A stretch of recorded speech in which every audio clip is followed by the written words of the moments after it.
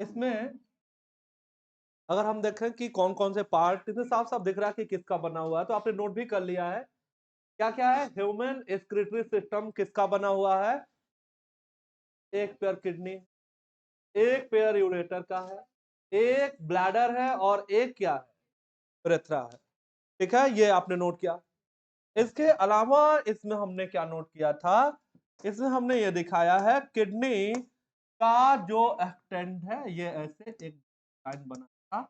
यहाँ नोट किया था T12, है ना, और यहाँ पे L3 नोट किया था, और ये डॉटेड लाइन ऐसे था। और हमने कहा था कि ये देखिए, ये कौन सी किडनी है? हाँ, ये है राइट और ये है लेफ्ट। तो लेफ्ट किडनी राइट के कंपेयर में, हाँ,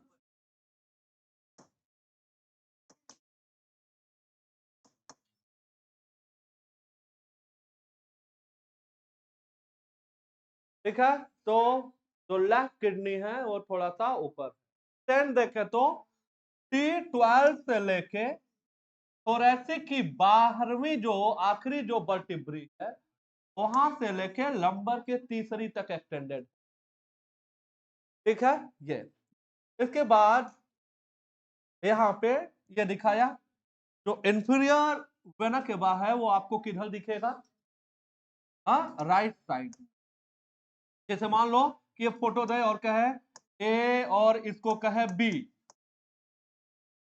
है ना, तो रेड और ब्लू तो दिखेगा नहीं वहां पे। ठीक है, कि आप समझ जाओगे कि ब्लू दिख रहा है, रेड है, तो हो सकता है ऑक्सीजनेटेड ब्लड हो। तो ये योटा है, ऐसा तो नहीं ब्लैक एंड व्हाइट दिखेगा। ठीक है, चलो। हार्ट के किस साइड में है? हार्ट किस साइड में सिस्टेड है? लेफ्ट में। इधर है लेफ्ट में। योटा किस साइड में जाएगा? Left side. ठीक है, तो योटा जिसका नाम है डॉर्सल, है ना। अब एब्डोमिनल कैविटी में तो इसका नाम लिखना चाहिए था एब्डोमिनल एओर्टा, नहीं लिखा है, एनसीईआरटी में डॉर्सल लिखा है, तो डॉर्सल ही मान लेते हैं। ओके, और ये ब्लड वेसल आपको किधर दिखेगा? लेफ्ट साइड, है ना, लेफ्ट में। मतलब जब आप पेपर में इसको देखेंगे इस वाले फोटो में, तो जो आपके दाहिने साइड में होगा वो वाला ब्लड वेसल कौन सा होगा? एओर्टा। पेपर में तो ब्लैक एंड व्हाइट आएगा। ठीक है ना, चलिए। तो ये है राइट, राइट साइड में क्या होगा? इंफीरियर वेना केवा, और लेफ्ट साइड में क्या होगा? एओर्टा। इस वाले फोटो की बात कर रहे हैं अभी। ठीक है, किडनी। ओके, अब ये देखिए, अब चूंकि आपने ये पहचान लिया कि ये एओर्टा है, तो एओर्टा से ब्रांच जो निकल के किडनी को सप्लाई देगा उसे क्या बोला जाएगा? Renal artery. Systemic artery kidney को सप्लाई देने जा रहा है, और जो आर्टरी किडनी को सप्लाई देने जाएगा क्या नाम होगा? रीनल आर्टरी नाम होगा। क्या नाम होगा? ओके, अब इधर देखो, ये यहाँ पे इसी के जस्ट नीचे दिखाया जा रहा है। ठीक, ये एक्चुअली यहां से जुड़ा हुआ है इससे। ठीक, तो इस फोटो में बहुत क्लियर हो रहा है कि इससे ये डायरेक्ट आपको दिख रहा है कि किडनी में जा रहा है ये। तो ये तो हो गया क्या? Renal artery. उसी के नीचे मैं इस फोटो की बात कर रहा हूं कि इस फोटो में कोई कंफ्यूजन ना हो आपको। ठीक है, तो यहां देखिए, ये तो हो गया रीनल आर्टरी, एओर्टा की ब्रांच। ये जो ब्लड वेसल है ये यहां से आ रहा है, और ये क्या है? Vena cava. और ये वेन है, ये इधर से ब्लड को लेके किधर जा रहा होगा? वेना केवा में जा रहा होगा। ये क्या है? ये रीनल वेन है। ओके, आगे आइए। तो ये आर्टरी, ये है रीनल वेन, और ये जो एराइज हो रहा है ये क्या है? यूरेटर। क्या है? यूरेटर।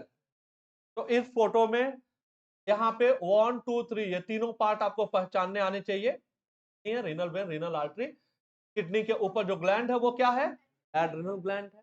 ठीक है, इधर लेफ्ट राइट में हमने बताया कैसे हम पहचानेंगे कौन आईवीसी है, इंफीरियर वेना केवा कौन है, और कौन सा योटा है। ये पहचान लिया आपने। कॉर्टेक्स, मेडुला और पेल्विस के बारे में बाद में बात करने वाले हैं, तो फोटो दोबारा आप देख लेना। इधर आइए, ब्लैडर की बात करिए। ब्लैडर की आप बात करोगे तो क्या क्या नोट किया है? सबसे पहले ब्लैडर का मसल आपको बताया है। ब्लैडर के मसल का क्या नाम है? नोट किया था अभी, क्या नाम है? रेट्रोसर नाम है ब्लैडर के मसल का। और जो इपिथीलियम है, ट्रांजिशनल इपिथीलियम पाया जाता है। क्या पाया जाता है? ट्रांजिशनल इपिथीलियम पाया जाता है। ट्रांजिशनल इपिथीलियम को और क्या बोला जाता है? Euro epithelium. याद रखना, इंपॉर्टेंट है, इपिथीलियम पढ़ने वाले हम लोग। क्या टिश्यू में जो इपिथीलियम पार्ट है वो पढ़ने वाले।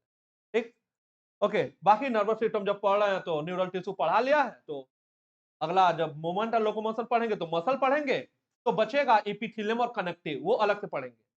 तो ये यूरो इपिथीलियम है, याद रखना, इंपॉर्टेंट है, ये दोनों सवाल आप याद रखना, है ना। इस सेक्शन में जो भी अगर एक आध दो सवाल अगर एनसीईआरटी बाहर बता रहे हैं तो आप उसको याद करना। ठीक, तो ये डिट्रूसन मसल है, इपिथीलियम का नाम है ट्रांजिशनल इपिथीलियम। ओके, इधर देखो, कैपेसिटी 750 700 रेंज होता है यार, है ना, आपको एग्जैक्ट वैल्यू नहीं हो सकती। ठीक, तो 750, ठीक है, 700 से 750 ml इतना ब्लैडर में यूरिन इकट्ठा होता है। ब्लैडर का क्या कार्य है? Temporary storage of urine. ठीक है, ओके। और ये देखो, 350 से 400 ml, ये है वार्डिंग कैपेसिटी। मतलब इतना भर गया तो अब इसको खाली करना पड़ेगा। ठीक है, इसको खाली करना पड़ेगा। फिलहाल ये बात दोबारा आपको बताएंगे, यहाँ पे है मिक्चुरेशन रिफ्लेक्स से आगे दोबारा बताएंगे। फिलहाल शुरू में नोट कर दिया कि आपका ध्यान बार बार जाएगा तो याद। ठीक है, तो 750 ml की कैपेसिटी है, 350 से 400 ml पे इसको खाली करना पड़ेगा। हाँ, लेकिन रिफ्लेक्सेज बनने शुरू हो जाते हैं सिर्फ इतने पे ही। 150 ml अगर भर जाना तो आपको अर्ज आता रहेगा मिक्चुरेशन का। ठीक है, टॉयलेट पास करने का अर्ज आता रहेगा, जिसे मिक्चुरेशन रिफ्लेक्स बोलेंगे। ठीक है, इसी वजह से जिसको कोई काम नहीं है बार बार जो है ना टॉयलेट ही पास करता रहता है ना। 50 ml भरा, नहीं जा रहे टॉयलेट, कोई काम नहीं, चलो टॉयलेट। ठीक है, फिलहाल ये है वार्डिंग कैपेसिटी, इसकी 350 से 400 ml की है। तो मसल का नाम बताया, इपिथेलियम का नाम बताया, कैपेसिटी बताया, वार्डिंग कैपेसिटी। ठीक है, चलिए इसके बाद से अगला एक है यूरेथ्रा। एक बात और, यहाँ पे ऐसे एक ट्रायंगल बना हुआ था जिसमें 3 छोटे छोटे ऐसे सर्किल बने थे। एक्चुअली ये 3 ओपनिंग है, 2 यूरेटर के हैं और एक, और इस सेंसिटिव एरिया को नाम दिया जाता है, शायद ये आपने नोट नहीं किया था, इसको ट्राइगन बोला जाता है। सिर्फ वो ट्रायंगल बना हुआ था, उस ट्रायंगल का नाम नोट करिए, क्या बोला जाता है? ट्राइगन बोला जाता है, ट्राइगन कहा जाता है। 3 ओपनिंग है ट्राइगन में, 2 यूरेटर और एक यूरेथ्रा। ठीक है, हाँ, इसका लेंथ आपको पुराने सवालों में मिल जाएगा। फीमेल में 4, F for female, F for 4, तो फीमेल में 4 सेंटीमीटर और मेल में 15 सेंटीमीटर।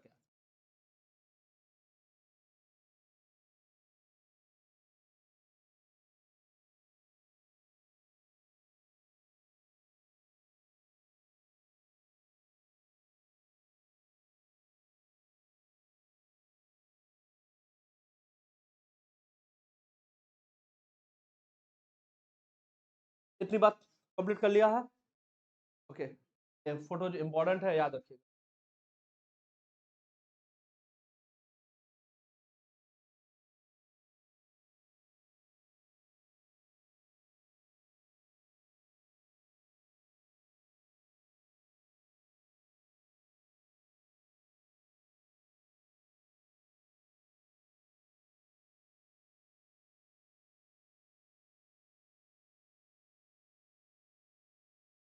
ओके, यहाँ एक हेडिंग दीजिए किडनी, जहां आप नोट कर रहे थे, कुछ पॉइंट नोट कराने जा रहे हैं। किडनी पहले आपने लिखा था ह्यूमन एक्सक्रीटरी सिस्टम, उसी में 1 2 3 4 नोट किया था, अभी आप नोट करिए किडनी। ठीक है, पहले लिखिए लोकेशन।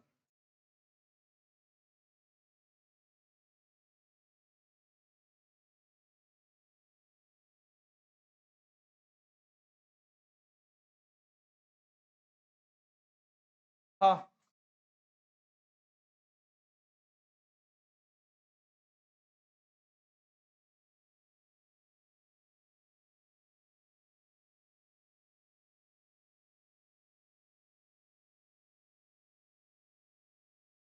चले सबसे पहले लोकेशन की बात कर रहे हैं, तो किडनी कहाँ लोकेटेड है? थोरैसिक कैविटी में कि एब्डोमिनल में? एब्डोमिनल में। कहाँ है? एब्डोमिनल के, ठीक है, एब्डोमिनल रीजन, ठीक है। तो एब्डोमिनल कैविटी में है और पाया जाता है पोस्टीरियर एब्डोमिनल वॉल पे, ठीक है। ये है बीच में डायाफ्राम, डायाफ्राम थोरैक्स और एब्डोमेन को अलग करता है, ठीक। यहां ये देखिए, ये जो मैं अपना पाम रख रहा हूं, ये पाम हमने अपने पेट पे नहीं रखा है, ये एब्डोमेन पे रखा है।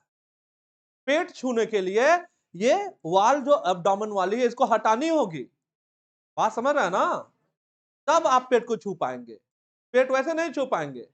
तो ये जो हाथ है, जो पाम हमने रखा, कहां रखा है? एब्डोमेन पे रखा। कहां रखा है? एब्डोमेन पे, ठीक है। तो ये है एंटीरियर एब्डोमिनल वॉल। कौन सा है? एंटीरियर। जबकि ये जो है ये है पोस्टीरियर एब्डोमिनल वॉल। तो किडनी पोस्टीरियर एब्डोमिनल वॉल पे है। कहां है? पोस्टीरियर पे, ठीक है। किधर है? पोस्टीरियर पे है, तो पोस्टीरियर एब्डोमिनल वॉल पे होगा, ठीक। तो posterior abdominal wall dorsal wall की ventral? Dorsal.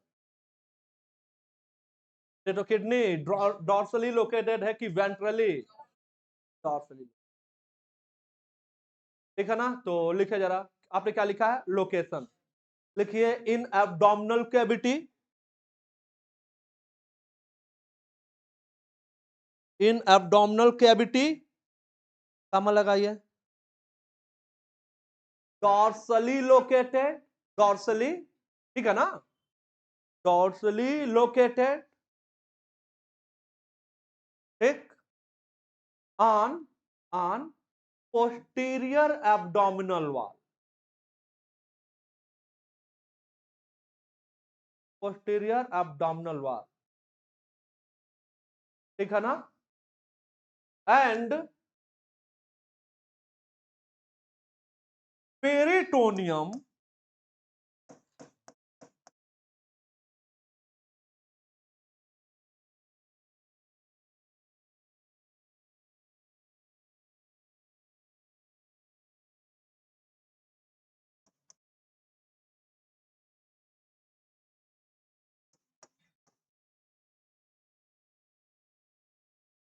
and peritoneum passes only from ventral surface of kidney.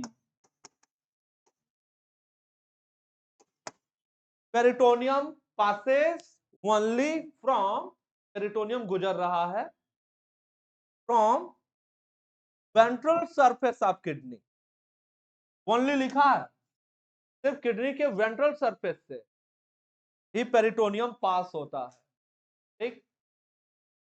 ज्यादातर जो एब्डोमेन में पाए जाने वाले ऑर्गन है वो पेरिटोनियम के अंदर, ठीक है। फिलहाल ये पेरिटोनियल कैविटी के बाहर है, इसको बोला जाता है रेट्रोपेरिटोनियल। क्या बोला जाता है? रेट्रोपेरिटोनियल कहा जाता है किडनी को। किडनी एक रेट्रोपेरिटोनियल ऑर्गन है। ऑर्गन और भी है, एनसीईआरटी में दिया नहीं है तो गुड में नोट नहीं कर। तो ये रेट्रोपेरिटोनियल ऑर्गन है। समझाते हैं आपको क्या है रेट्रोपेरिटोनियल ऑर्गन, ठीक है। इधर देखिए, बनाते हैं posterior abdominal wall. Posterior abdominal wall बनाने के लिए ये हमको बनाना पड़ा वर्टिब्री, ठीक है ना। अब मैं इसको डॉर्सली नहीं बना रहा हूं, नहीं तो पहले स्किन हटाना होगा, ऐसे नहीं हटाया है, ठीक है। आगे से ही जा रहे हैं, मतलब एंटीरियर एब्डोमिनल वॉल को चीर करके ऐसे आगे बढ़ रहे हैं, ठीक है। तो ये सामने से देख रहे हैं हम, इस वजह से स्किन नहीं दिख रहा है आपको। तो वर्टिब्री है और ये है मसल, मसल इसी में जुड़ेगा तभी तो वाल बनेगा, ये हो गया, ये इसमें मसल हो गए पोस्टीरियर एब्डोमिनल वॉल वाले, ठीक है। और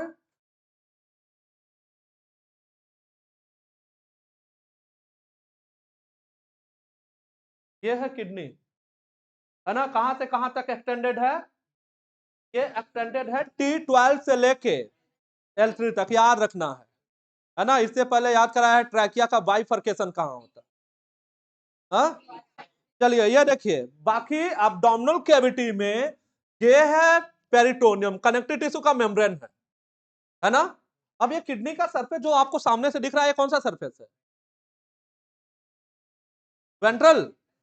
डॉर्सल तो इसके पीछे वाला सरफेस चला गया, किडनी ऐसे रखी है, तो ये किडनी का कौन सा सरफेस है? वेंट्रल। ये सरफेस, तो डॉर्सल वाल तो चिपका हुआ है किससे? पोस्टीरियर एब्डोमिनल वाल से।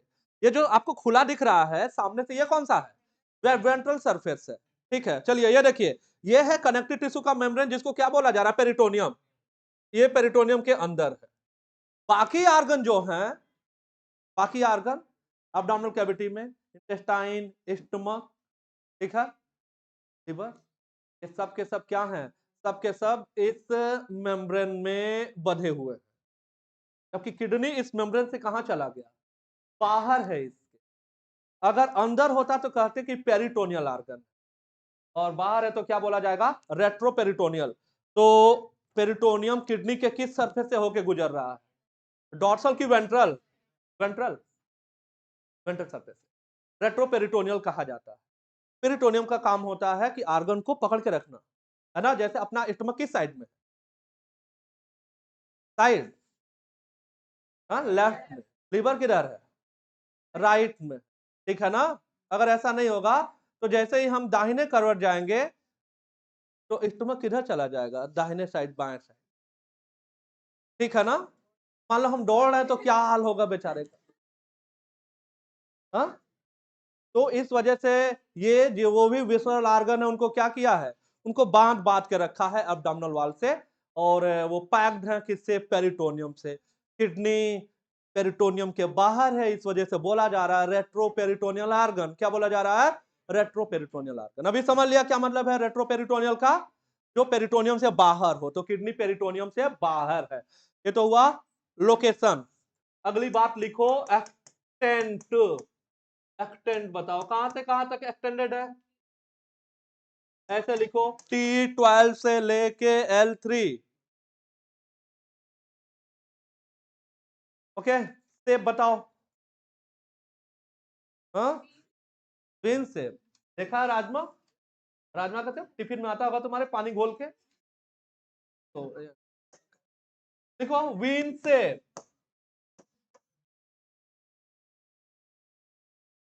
संडे स्पेशल में तुम्हारे सिर में दर्द हो जाता होगा।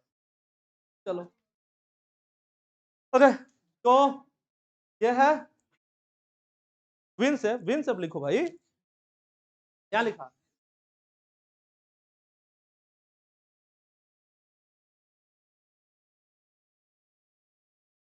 ओके, तो ये है विन शेप। हाँ, तो क्या क्या लिखा? लोकेशन लिखा, एक्सटेंड लिखा, शेप लिखा, कलर।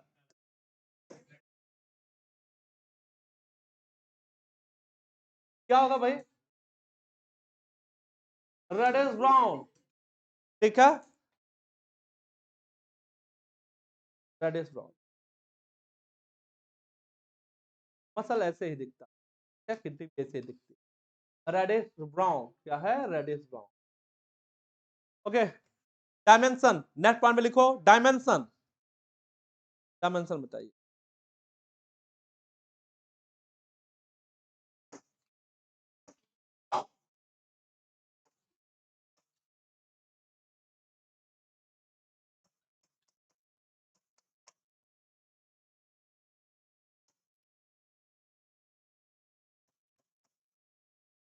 ये देखना, 10 से 12 सेंटीमीटर फैलोपियन ट्यूब का लेंथ। हाँ, 10 से 12 सेंटीमीटर। ट्रैकिया का लेंथ, हार्ट का लेंथ 12 सेंटीमीटर लिखा था। ओके, तो लेंथ किडनी का भी कितना है? 10 से 12 सेंटीमीटर है ना। इसका आधा करते हैं, 10 से 12 का आधा 5 से 6 सेंटीमीटर होगा, वही लिखा हुआ। मैं डेटा एनसीईआरटी का लिखूंगा, बस आपको याद करने के लिए बता रहे हैं। उसका आधा, लेंथ का आधा विड्थ है। कितना है विड्थ इसका बताइए? 5 से 7 सेंटीमीटर। 10 से 12 का आधा होगा, 5 से 6, 5 से 7 दिया हुआ है, ठीक है। अब इधर देखिए, इसका आधा करिए जरा। इसका आधा कितना? 2.5 से 3.5 आ रहा है ना, यही आ रहा है ना, तो 2 से 3 सेंटीमीटर।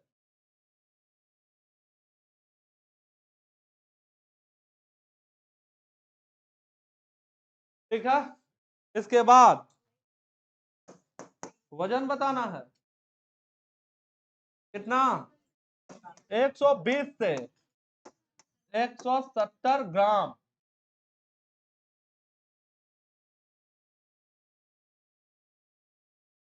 ठीक है, और हाँ ये डायमेंशन हमने एक एक किडनी का लिया है, नहीं आप सोचे दोनों किडनी का भार इतना, एक का।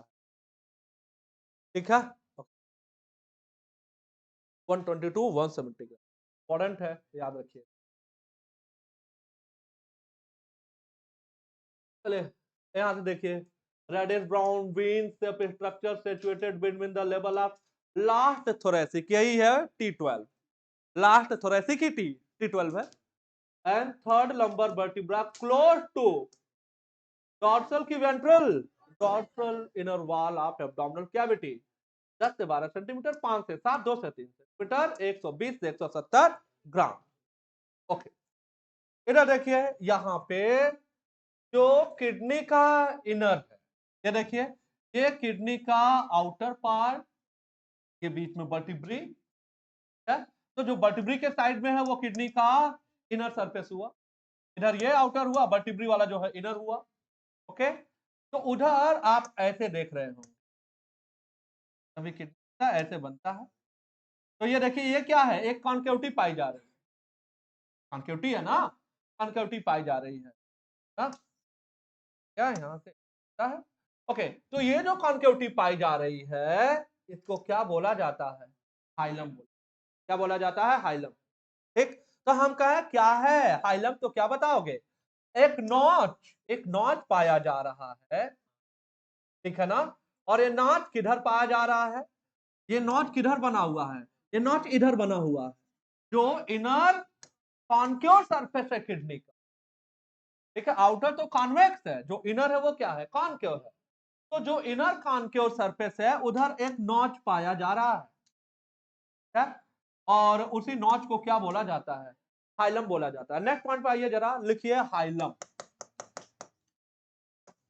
इससे पहले हाइलम कहां आपको पढ़ाया, ओव्यूल में, ओव्यूल में बताया था, क्या होता है hilum,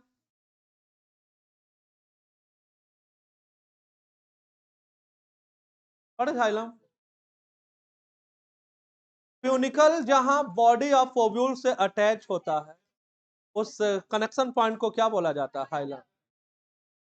and stock of ovule, हाँ, प्यूनिकल, स्टॉक ऑफ फ्लावर, पेडिसल, ठीक है, पेडिसल। ठीक, व्हाट इज पेडंकल, पेडंकल क्या है, कॉमन फ्लोरल एक्सिस जिसपे फ्लावर अटैच होते हैं और बनाते हैं इनफ्लोरेसेंस। ओके, चलिए इधर आइए, तो इसको नोट करो भाई, देखो आप हाइलम नोट कर रहे थे ना, बताइए क्या हाइलम, लिखिए। ठीक है, ए नोच, एक नोच है, ए नोच, ए नोच, कहां है ये नोच, ये नोच कहां है ये नोच, toward, toward center of the inner concave surface, toward center of the inner concave surface।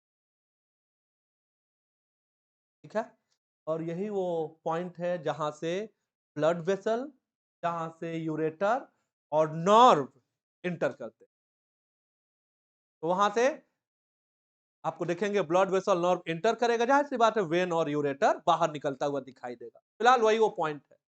क्या, ओके, कह रहा है कि inner to the hilum is a broad funnel shape space, तो एक ब्रॉड फनल शेप स्पेस है, अगर आप हाइलम के अंदर देखें, ये देखिए ये हाइलम है, ये वाला पोर्शन, तो उसके अंदर जो ब्रॉड, कैसा, broad funnel shaped space।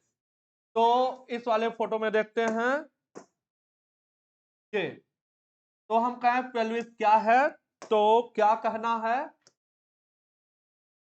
Broad funnel shaped structure।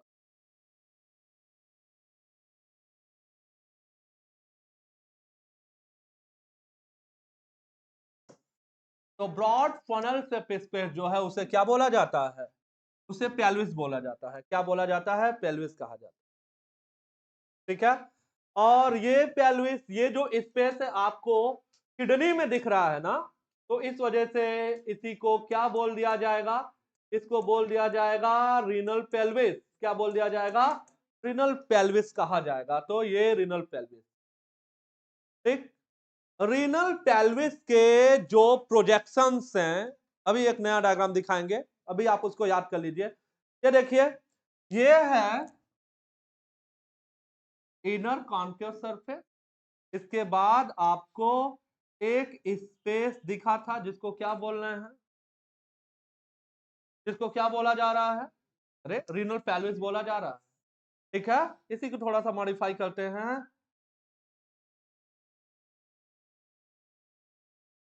ये है रीनल पेल्विस के क्या दिखाए, रीनल पेल्विस के प्रोजेक्शन दिखा दिए।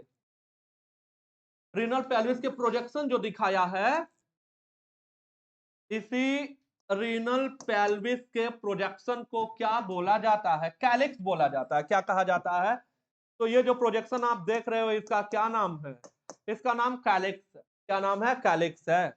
ओके, तो देखिए pelvis with projection, renal pelvis को इन प्रोजेक्शन के साथ क्या बोला जा रहा है, ये देखिए, ये पूरा का पूरा स्ट्रक्चर जो आपको दिखा रहे हैं, ये वाला पोर्शन रीनल पेल्विस के साथ जो प्रोजेक्शन साथ में दिख रहा है, इसको मिला करके क्या नाम दिया जाता है, कैलिक्स बोला जाता है। क्या बोला जाता है, कैलिक्स कहा जाता है। ठीक है, ओके, एक नया डायग्राम दिखाएंगे। जो आउटर लेयर है किडनी का, वो टफ होता है, जिसको रीनल कैप्सूल बोला जाता है। ठीक, जबकि अगर आप किडनी के अंदर देखेंगे इनर पार्ट को, तो उसमें दो जोन आपको दिखाई देगा। आपको मालूम है, बाहर वाले जोन को हमेशा हम कॉर्टेक्स नाम देते आए हैं। ठीक है, चाहे हमने ओवरी पढ़ा था, बाहर कॉर्टेक्स और इनर मेडुला, है ना, हमने एड्रिनल ग्लैंड पढ़ा तो बाहर कॉर्टेक्स और अंदर मेडुला, यहां पढ़ रहे हैं बाहर कॉर्टेक्स और अंदर मेडुला। तो जो इनर पार्ट है किडनी का, दो पार्ट में आप डिवाइड करोगे, बाहर वाले को क्या कहोगे, कॉर्टेक्स, और अंदर वाले को क्या कहोगे, मेडुला। मेडुला जो है वो रखता है किसको, मेडुलरी पिरामिड को। ठीक है, मेडुलरी पिरामिड को। और ये जो मेडुलरी पिरामिड है, ये मेडुलरी पिरामिड किधर प्रोजेक्टेड है, ये प्रोजेक्टेड है किधर, ये रीनल कैलिक्स की ओर प्रोजेक्टेड। दोबारा सुनो, पेल्विस का प्रोजेक्शन, रीनल पेल्विस का प्रोजेक्शन क्या बोला जाता है, कैलिक्स। और ये क्या है, ये है, ये है पिरामिड, क्योंकि मेडुला रीजन में है तो इसको मेडुलरी पिरामिड बोला जाता है। क्या बोला जाता है, मेडुलरी पिरामिड। ये किधर प्रोजेक्टेड है, ये रीनल कैलिक्स की ओर प्रोजेक्ट। ठीक है, तो ये इस ओर प्रोजेक्टेड है, ये इधर खुलता है, किधर खुलता है, इधर कैलिक्स की ओर। ठीक,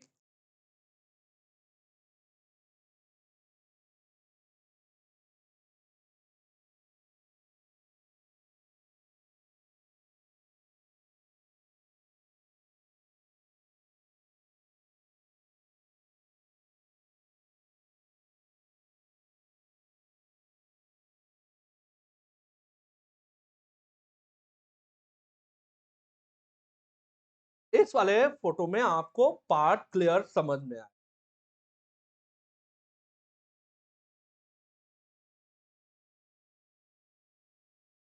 ये देखिए, ये जो पेरी पेरी वाला पार्ट है, बाहर वाला हिस्सा,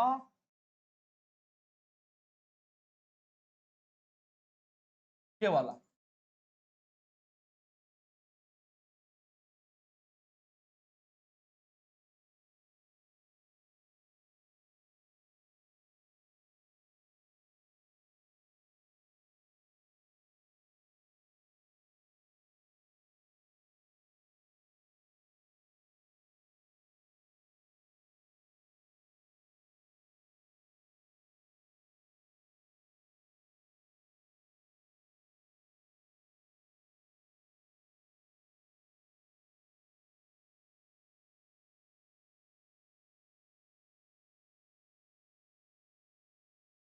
ये जो बाहर वाला हिस्सा दिख रहा है इसी को क्या बोला जा रहा है?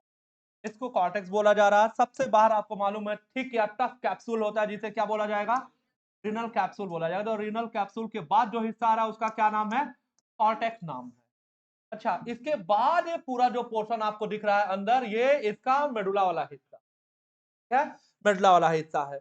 इसी में कोनिकल स्ट्रक्चर पाया जा रहा है। ये देखिए कोन के जैसा दिख रहा है, और इन्हीं कोनिकल स्ट्रक्चर को कोनिकल एंड लोबुलर, लोब भी है इसमें, तो कोनिकल और लोबुलर स्ट्रक्चर है मेडुला में। मेडुला में इन्हें क्या नाम दिया जाता है? Medullary pyramid. क्या नाम दिया जाता है? मेडुलरी पिरामिड कहा जाता है, मेडुलरी पिरामिड। ओके, अब ये मेडुलरी पिरामिड किधर प्रोजेक्टेड है? इधर कैलिक्स की ओर। किधर प्रोजेक्टेड है? ये देखो सबके सब इनका कोन कहां खुल रहा है? कैलिक्स की ओर। किधर खुला है? कैलिक्स की ओर खुल रहा। ठीक है, कैलिक्स की ओर खुल रहा। ठीक, कैलिक्स की ओर खुला। ओके, अब कैलिक्स है क्या? Renal with projection.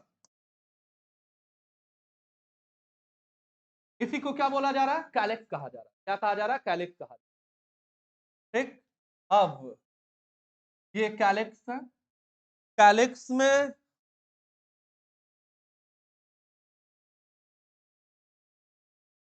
Minor calyx और मेजर कैलिक्स। ठीक है, इधर देखिए, जैसे ये देखिए, इसको ध्यान से देखते हैं। यहां 1 2 3, ये तीन आपको दिखा माइनर कैलिक्स। तीनों एक कॉमन स्पेस में ओपन हो रहे हैं, इसको क्या बोलेंगे? मेजर। तो ये हिस्सा आपको जो दिखाया जहां पे रीनल पेल्विस ओपन हो रहा है, तो भाई रीनल ये जो मेडुलरी पिरामिड है, मेडुलरी पिरामिड कहां ओपन होता है? मेडुलरी पिरामिड खुलता है माइनर कैलिक्स पे। माइनर माइनर कैलिक्स कहां खुलता है? Major calyx. मेजर कैलिक्स कहां खुलेगा? Renal pelvis. और रीनल पेल्विस कैसे कंटिन्यू हो जाएगा? यूरेटर। ठीक है, तो क्या सीक्वेंस हमने देखा? हमने सीक्वेंस देखा मेडुलरी पिरामिड कहां खुल रहा है ये? मानर कैलिस। ठीक, मानर कैलिस में जिस जगह खुलता है उसको नाम दिया जाता है रीनल पैपिला। क्या बोला जाता है? Renal papilla. तो मैं नोट कर दे रहा हूं रीनल पैपिला। और रीनल पैपिला कहां है या किसका है? तो माइनर माइनर कैलिक्स। कई माइनर कैलिक्स कहां खुलते हैं? Major calyx. Major calyx, major calyx कहां खुलेगा? मेजर कैलिक्स बता भाई कहां आ गया? हम आ गए रीनल पेल्विस पे। कई मेजर कैलिक्स, जैसे ये देखो, एक यहाँ पे, एक और दो दिखा रहा है, तो एक ये हो गया, एक ये हो गया। ठीक है, तो दो मेजर कैलिक्स दिखा रहा है, कई होते हैं, है ना, तीन भी हो सकता है। तो मेजर कैलिक्स कहां खुलेगा? रीनल पेल्विस पे। रीनल पेल्विस, ये देखिए, जो रीनल पेल्विस है वो कैसे कंटिन्यू हो जा रहा है? यूरेटर। और यूरेटर कहां खुलता है? ब्लैडर। ब्लैडर, यूरेथ्रा आ गया बॉडी सरफेस।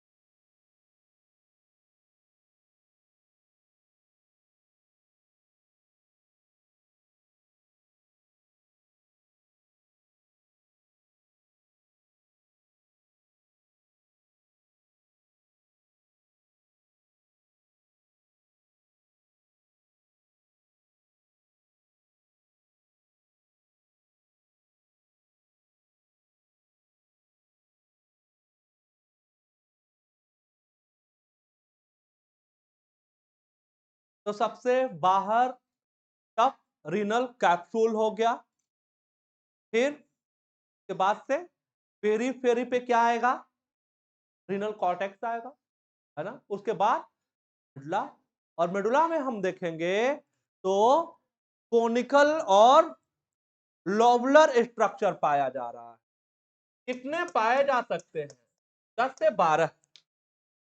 तो 10 से 12 कोनिकल और लोबुलर स्ट्रक्चर मेडुला में पाए जाते हैं, जिन्हें क्या बोला जाता है, medullary pyramid. Okay, medullary pyramid कहां ओपन होता है, रीनल पैपिला। ये किसका हिस्सा है, माइनर कैलिक्स। ये जैसे देखो 1 2 3, 3 माइनर कैलिक्स कहां खुल रहे हैं, मेजर कैलिक्स, और कई मेजर कैलिक्स कहां खुलते हैं, रीनल पेल्विस। रीनल पेल्विस कहां खुलता है, यूरेटर। ये कहां खुलेगा, ब्लैडर। ये कहां, बॉडी सरफेस, ठीक है, बॉडी सरफेस। बहुत इंपॉर्टेंट सवाल आपको याद कराने जा रहे हैं, ध्यान से सुनिए।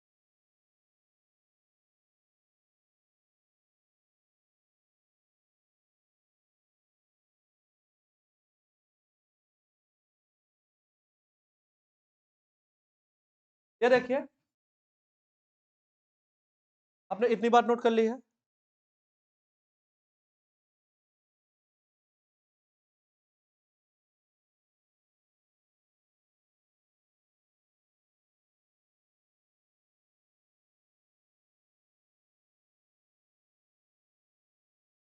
नोट कर लिया ना।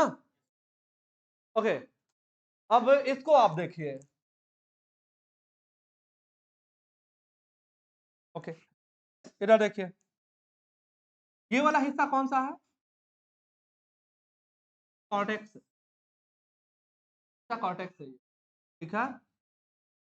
और हमने यहाँ क्या किया, कॉर्टेक्स को इनवेजिनेट करा दिया, किसमें, मेडुला में। यहाँ भी यही काम करा देते हैं, कॉर्टेक्स को क्या किया, इनवेजिनेट करा दिया मेडुला में। कॉर्टेक्स को क्या किया, इनवेजिनेट करा दिया कहाँ, मेडुला में। कॉर्टेक्स को इनवेजिनेट करा दिया मेडुला में, कॉर्टेक्स का इनवेजिनेशन करा दिया मेडुला में, कॉर्टेक्स का इनवेजिनेशन मेडुला में। ठीक, हमने क्या देखा, हम ये देख रहे हैं कि ऐसा लग रहा है कोई वेसल कॉर्टेक्स से किधर चला जा रहा है, मेडुला में। जैसे लग रहा है कोई ब्लड वेसल रन कर रहा है, किधर, कॉर्टेक्स से मेडुला में। और इन्हीं को क्या बोला जाता है, रीनल कॉलम या कॉलम ऑफ बर्टनी। सीधे सवाल पे आते हैं, कॉलम ऑफ बर्टनी मेडुला का एक्सटेंशन है कॉर्टेक्स में कि कॉर्टेक्स का मेडुला में, हाँ, सवाल पे आ जाओ, नोट करो, एक्सटेंशन ऑफ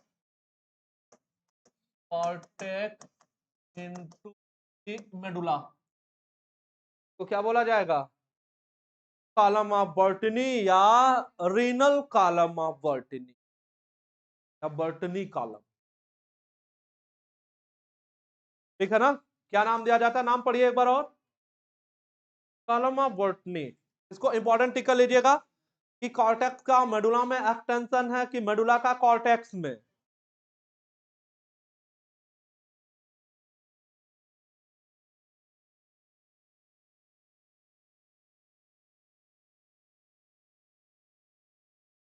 इंपॉर्टेंट है ये, ठीक है ना। पाथवे याद कर लिया, medullary pyramid, renal papilla, minor calyx, major calyx, renal pelvis, ureter, bladder, surface, बड़े सरफेस,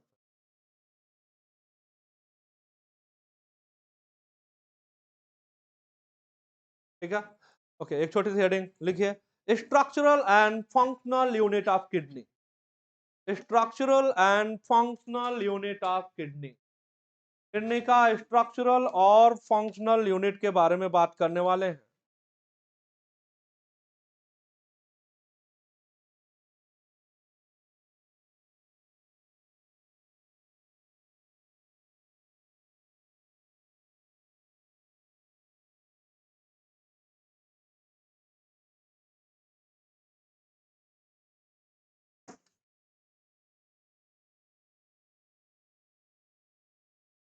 क्या होता है नेफ्रॉन? अच्छा पहले आपने हेडिंग लिया, क्या हेडिंग लिया है? इंस्ट्रक्शन। हाँ, हेडिंग में ही ऐसे डॉट लगाइए और डॉट लगा के लिखिए नेफ्रॉन। न्यूरॉन नहीं लिखना, क्या लिखना है? नेफ्रॉन।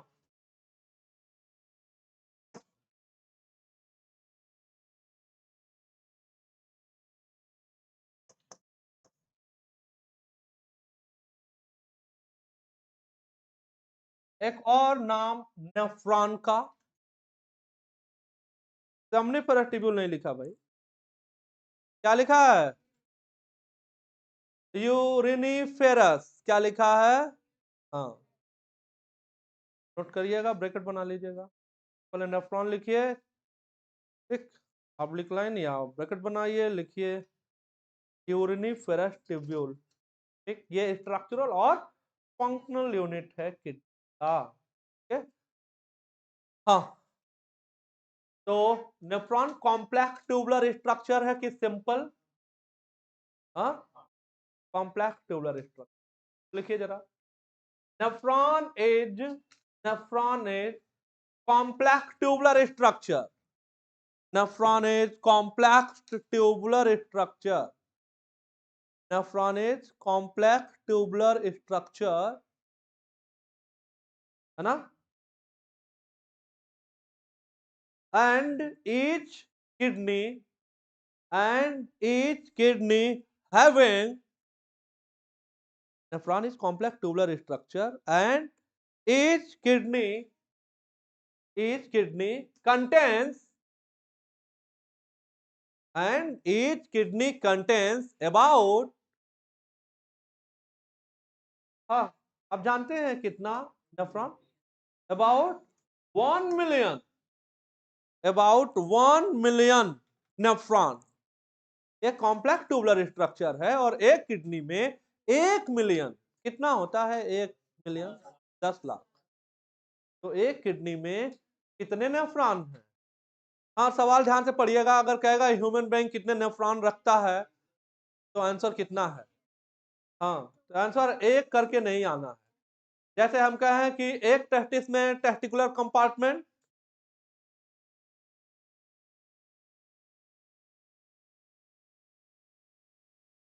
कितने? 250। ह्यूमन बॉडी में 500। चलिए, तो याद रखिएगा 1 मिलियन है, ये कितना नंबर है? 1 मिलियन है, याद कर लीजिए। ठीक, यही का पार्ट है। और एक नेफ्रॉन के कितने पार्ट होते हैं? 2 पार्ट होते हैं। नेक्स्ट पार्ट में ये लिखिए, each nephron contains 2 part. Each nephron contains 2 part, 2 part है ना? ऐसा करके नोट करिएगा 1 2। तो 1 में नोट करिए, देखिए ग्लोमेरुलस, और 2 में नोट करिएगा रीनल ट्यूब्यूल। तो एक है ग्लोमेरुलस और दूसरा है रीनल ट्यूब्यूल। ग्लोमेरुलस और दूसरा है रीनल ट्यूब्यूल।